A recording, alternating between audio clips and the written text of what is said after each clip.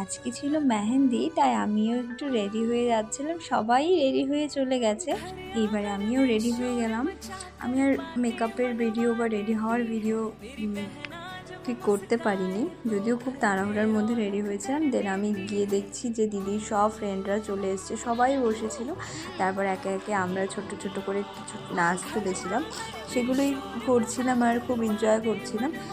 ফার্স্টে ভাগনা আর ভাগ্নি করলো, তারপর আমরা সব বোন দিদিরা মিলে দিদির সামনে করছিলাম, এবার দিদির সাথেও একটু নাচ করছিলাম। জানো তো, এই দিদির সাথে আমার অনেক ছোট থেকে অনেক মেমোরি জড়িয়ে আছে, কারণ আমরা তো অনেকটাই পিঠি বোন। আর আমার সাথে যে নাচ করছে সাদা রঙের ড্রেস পরা, ও আমাদের ছোট, কিন্তু ওর থেকে একটু আমরা বড়। তারপর আমাদের ছোট্ট একটা ভাগ্নি, ও নাচ করেছিল।